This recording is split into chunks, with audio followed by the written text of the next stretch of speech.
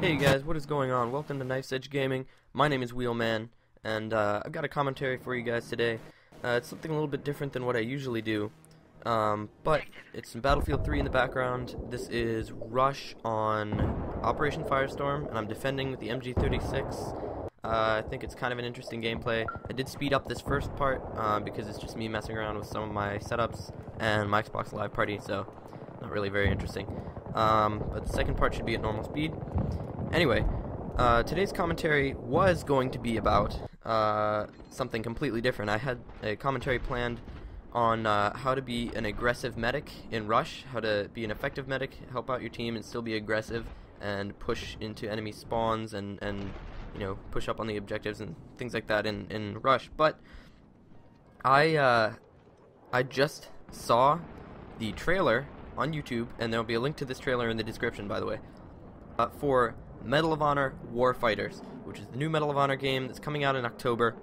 And I don't know about you, but I played Medal of Honor 1, and that game was pretty good. It was one of the, at least as far as the campaign goes, it was the most realistic military shooter I've ever played.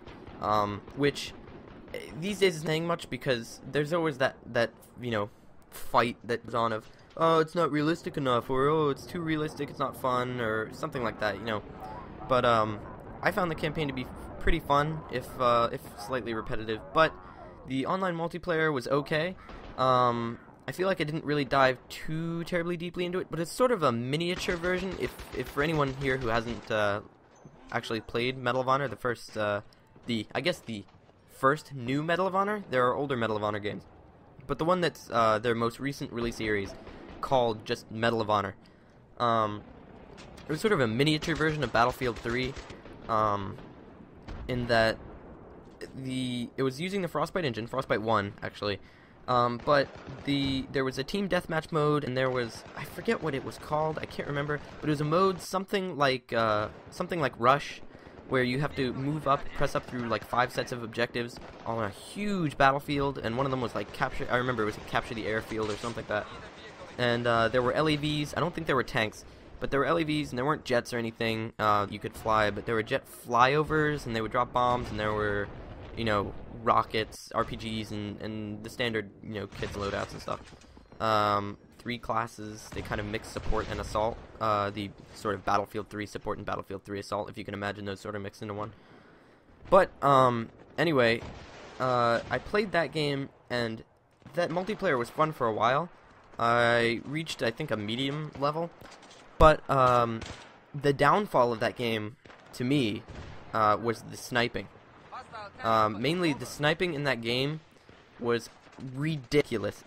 As soon as everyone got, you know, effective bolt-action rifles, it was madness. It was absolute chaos, because everyone would run around with these bolt-action rifles. There were a one-hit body shot, and you're dead. You get hit in the torso, you're done from any range.